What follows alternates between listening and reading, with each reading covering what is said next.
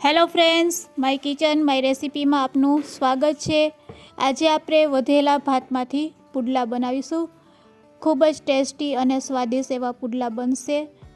ભાતના ભજીયા તો તમે બનાવીને ખાધા હશે, પણ પુડલા બનાવશો તો તેનાથી પણ વધારે સરસ લાગશે। તો બધી ટ્રીક અને ટિપ્સ સાથે આજે આપણે આ પુડલા બનાવીશું। રેસિપી સારી લાગે તો લાઈક અને શેર જરૂરથી કરજો।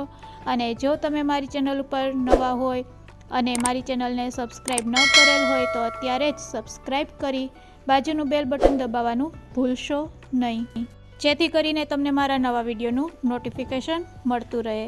તો સૌપ્રથમ આપણે વધેલા ભાત હોય બપોરના કે રાત્રિના, તો તેમાંથી આપણે પુડલા બનાવી શકીએ છીએ।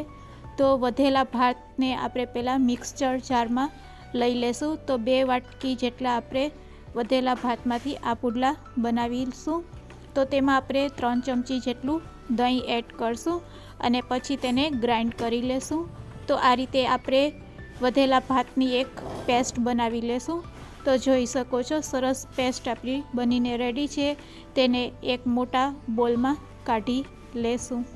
આ રીતે આપણે વધેલા ભાતને પહેલાં મિક્સચર જારમાં ગ્રાઇન્ડ કરી લેશું અને એ પેસ્ટ રેડી કરી લેશું।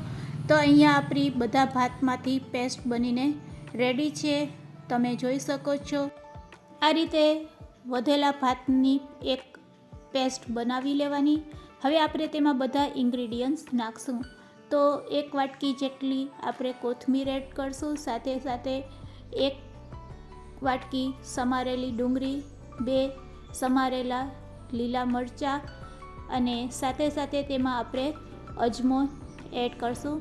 તો ચપટીક જેટલો અજમો હાથમાં લઈ અને તેને હાથેથી આ રીતે ક્રશ કરી લેશું। તો અહીંયા આપણા ભાત ઠંડા છે તો આપણે અજમો તેમાં ખાસ નાખશું।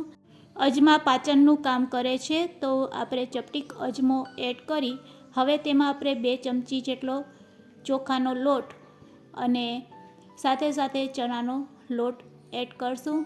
તો અત્યારે હું 3 ચમચી જેટલો ચણાનો લોટ એડ કરું છું। પછી તમારી જેટલી ક્વોન્ટિટીમાં ભાત હોય તે રીતે તમારે વધારે કે ઓછો ચણાનો લોટ ઉમેરી શકો છો। હવે મસાલા એડ કરશું। અડધી ચમચી હળદર, અડધી ચમચી લાલ મરચું પાવડર અને અડધી ચમચી ધાણા જીરું પાવડર। સાથે સાથે આપણે સ્વાદ અનુસાર મીઠું એડ કરશું। મીઠું નાખતી વખતે પણ ખૂબ જ ધ્યાન રાખવાનું। જો ભાતમાં મીઠું હોય તો આપણે મસાલા જેટલું આપણે મીઠું એડ કરશું અને હવે બધી વસ્તુને આ રીતે મિક્સ કરી લેશું। તો આપણું મિશ્ર છે એ રેડી છે પુડલા માટે, તમે જોઈ શકો છો।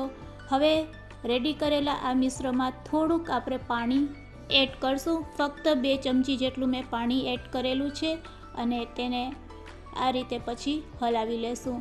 તો અહીંયા પુડલા બનાવવાનું બેટર છે એ રેડી છે। બેટરની થિકનેસ તમે જોઈ શકો છો, બસ આ થિકનેસ આપણે રાખવાની હોય છે।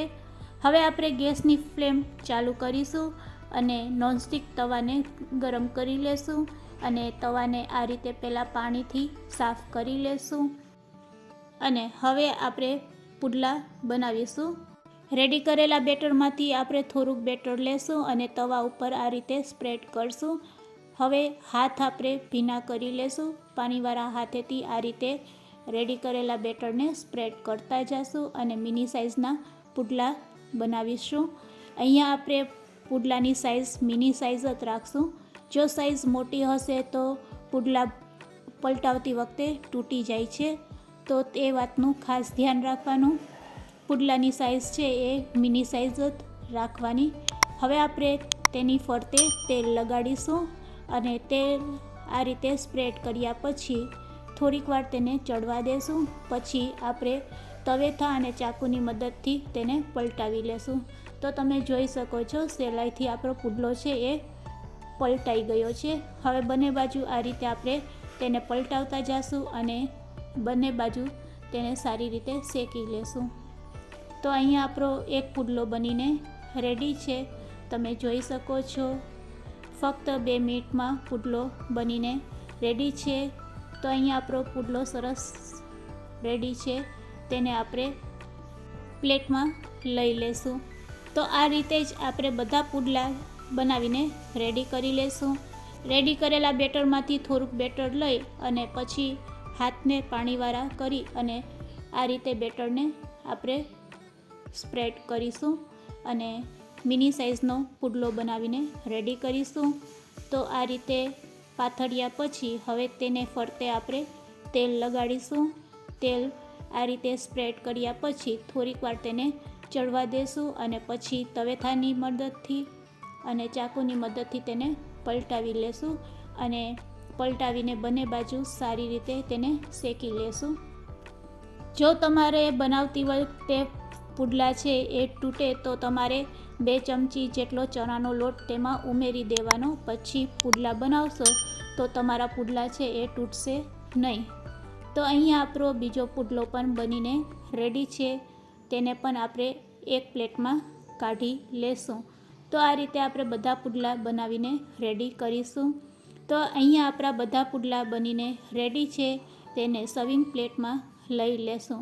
તો સરસ વધેલા ભાતમાંથી ગરમા ગરમ પુડલા બનીને રેડી છે.